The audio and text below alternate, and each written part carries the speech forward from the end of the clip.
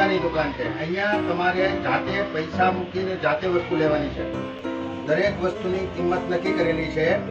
એની કિંમતનું લિસ્ટ લગાડેલું હશે, ન હોય તો લગાડી દેજો. બરાબર? એટલે દરેક વસ્તુની કિંમત લખેલી છે. તમારે તમારી જાતે પૈસા મૂકીને તમારે વસ્તુ લેવાની છે. આ પ્રમાણિક રહેવાનું છે. ખાવાની વસ્તુ બહુ મહત્વની વાત નથી.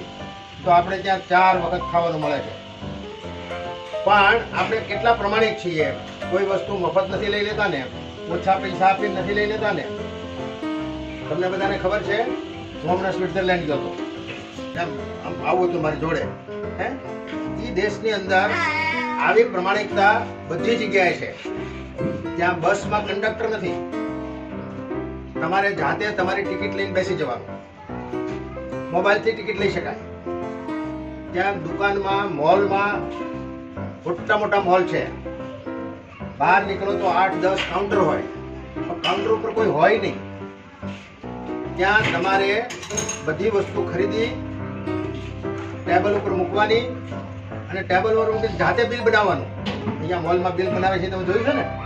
એવું બિલ તમારે જાતે બનાવવાનું. પછી તમારે જાતે ઓનલાઈન પૈસા ચૂકવી દેવાના. ત્યાં ટ્રેનમાં પણ ટીટી નથી, બસમાં કંડક્ટર નથી. પાર્કિંગ કરો તો પાર્કિંગમાં પણ કોઈ માણસ નથી પાર્કિંગનો ચાર્જ લેવા વાળો. કોઈ પણ જગ્યાએ તમે ત્યાં ફાર્મ હાઉસ હોય છે. ફાર્મ હાઉસ ઉપર તાજા શાકભાજી મળે તમને, પણ ત્યાં કોઈ વેચવા વાળા ન હોય. શાકભાજી બધું પડ્યું હોય અને આવી રીતે ભાવ લખેલા હોય. તમારે જાતે શાકભાજી લેવાની. 1 કિલો લીધા, 2 કિલો લીધા, એ તમારે ગણવાનું, તમારે જોખવાનું. જાતે જોખીને પછી એ પ્રમાણે તમારા પૈસા ચૂકવીને તમારી થેલીમાં લઈને ચાલતા થવાની. આ પ્રમાણિકતા આખા દેશમાં બધી જગ્યાએ છે. આપણે ત્યાં અહીંથી શરૂ કરવાની છે. આપણે ત્યાં અહીંથી શરૂ કરવાની છે. આ દેશમાં પ્રમાણિકતા લાવવી હોય તો કોણ લાવી શકશે? નાગરિકો, ભાવિ. અને તમે બધા ભાવિ નાગરિકો છો. ભવિષ્યમાં તમે મોટા થવાના છો, નાગરિકો છો ને. તો તમારામાં પ્રમાણિકતા હશે તો તમારા મિત્રોમાં પ્રમાણિકતા આવશે, તમારા બહેનપણીઓમાં, તમારા ભાઈબંધોમાં પ્રમાણિકતા આવશે, તમારા માતા પિતામાં આવશે, તમારા પાડોશીઓમાં આવશે. અને તમામ પ્રમાણિક હશો તો તમારી સાથે જોડાયેલા દરેકને પ્રમાણિકતા આવશે. એટલા માટે આપણે આ પ્રમાણિકતા દુકાન ખોલી છે. બરાબર? આનો વહીવટ તમારે જ કરવાનો છે. જો સાહેબ આનો વહીવટ કરતા હોય તો હું એમને કહી દઉં છું કે આવું કરતા નહીં. બરાબર? સાહેબે તો આટલી બધી વસ્તુ લાવી દીધી છે. મેં તો એમને એમ કીધું કે આ બધાને કહો, બધા પૈસા કાઢે અને એમાંથી બધી વસ્તુ લાવો. પછી એમાંથી પૈસા વધે તો પાછા તમને જ આપી દેવાના. તમને પાછા આપી દેવાના પૈસા. પણ તમારા જ પૈસાથી તમે આ પ્રમાણિકતા દુકાન ચલાવો એવો હેતુ છે. બરાબર ને? તો તમે બધા પ્રમાણિકતાથી દુકાન ચલાવશો. અહીંયા પ્રમાણિકતા આવે ને પછી આપણે ગામમાં જઈએ ને, ચલાવશો. Very good. તો અહીંયા પ્રમાણિકતા આવશે ને પછી તમે મોલમાં જશો ને, મોલમાં કાંઈ લેવા, તો તમને ત્યાંથી આમ થાય કોઈ જોતું નથી, લાવને એક વસ્તુ લઈ લઉં, એવું નહીં થાય. શું કામ? કે તમે પ્રમાણિક બની ગયા છો. એટલે તમને કોઈ જગ્યાએથી વસ્તુ ચોરી કરવાની ઈચ્છા નહીં થાય.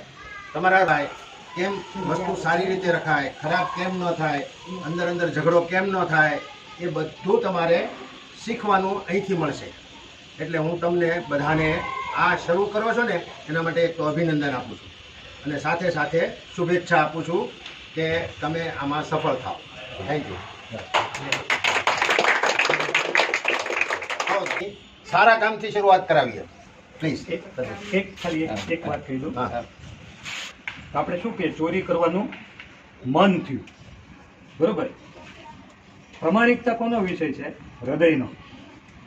એટલે આપણે હૃદય સાથે જોડાવવું છે એવું શીખવાડવા માટે સાહેબે બોલાવ્યા છે. અને આપણે મનને હૃદય સાથે જોડવાની પ્રક્રિયા કરશું, બરોબર ને? જેને શું કહેવાય સાદા શબ્દમાં ધ્યાન. બરોબર?